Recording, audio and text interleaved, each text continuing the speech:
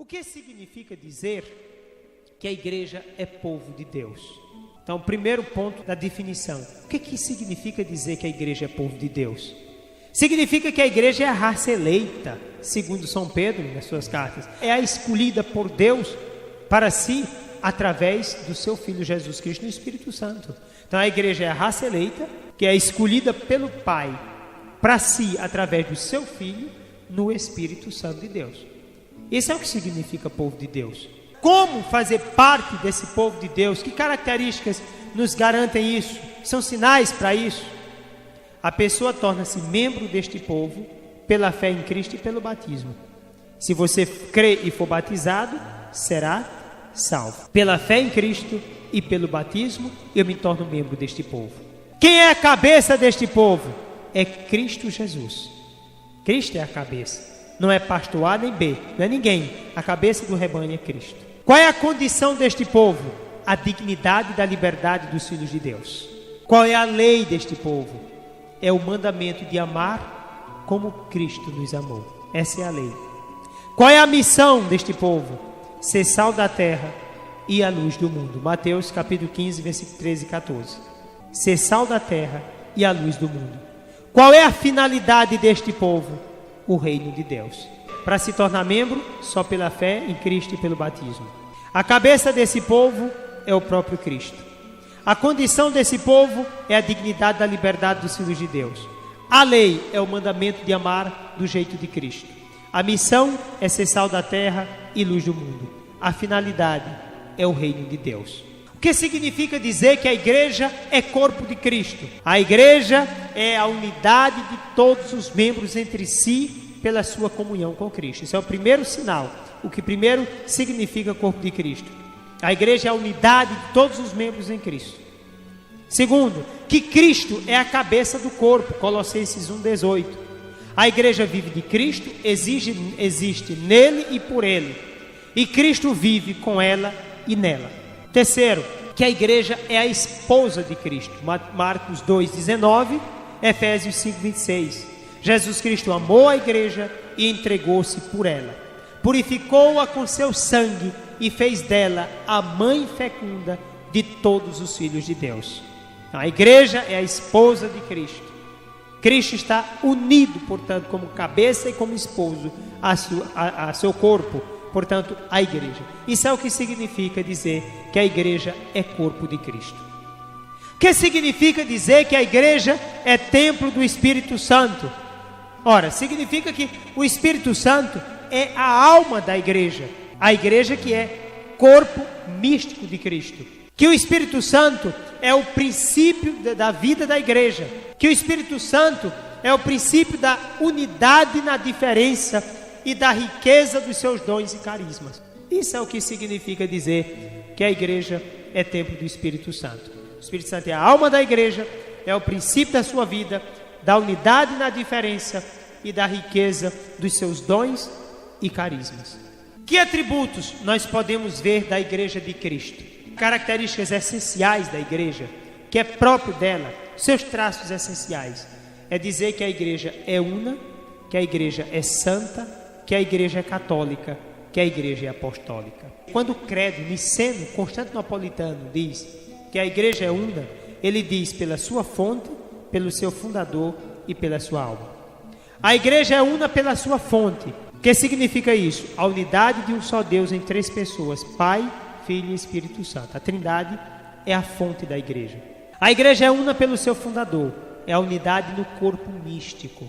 A igreja como um todo, corpo e Cristo cabeça. É una pela sua alma. O Espírito Santo é o princípio de unidade da igreja. Então os vínculos visíveis de comunhão da igreja são esses três: uma única fé, uma só celebração do culto divino e a sucessão apostólica.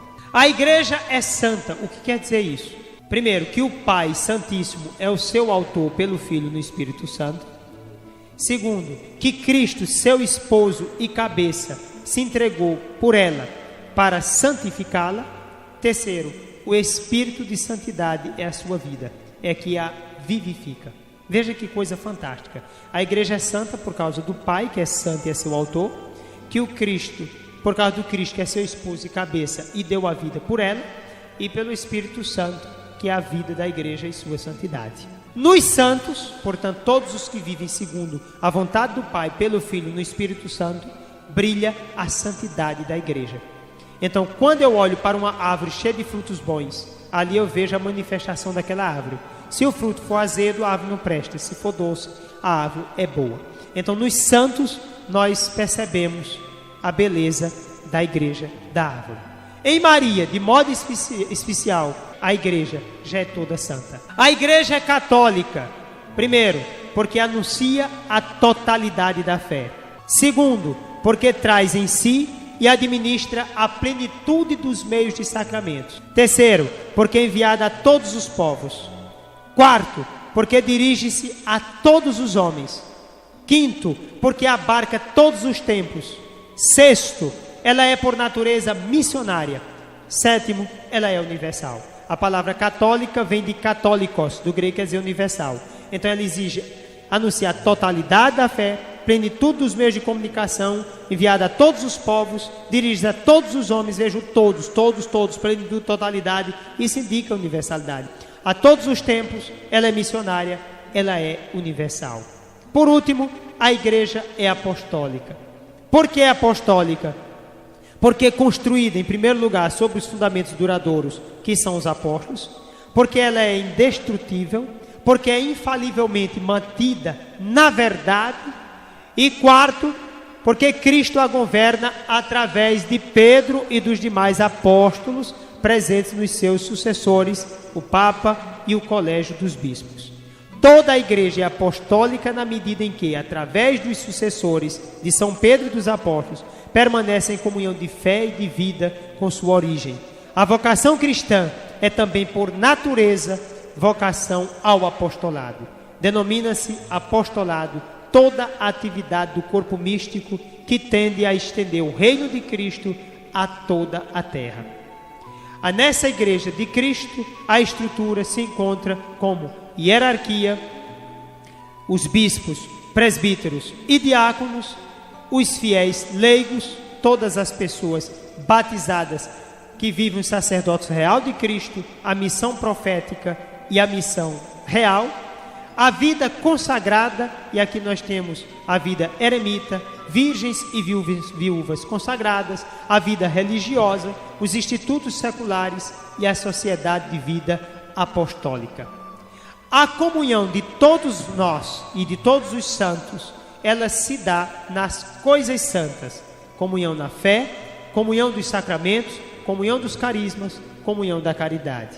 E também a comunhão entre as pessoas santas, a intercessão dos santos, a comunhão com os santos, a comunhão com os falecidos, a comunhão na única família de Deus. Cremos, diz o Catecismo, na comunhão de todos os fiéis de Cristo, dos que são peregrinos na terra, dos defuntos que estão terminando a sua purificação, dos bem-aventurados no céu, formando todos juntos uma só igreja, e cremos que nesta comunhão o amor misericordioso de Deus e dos seus santos está sempre à escuta das nossas orações.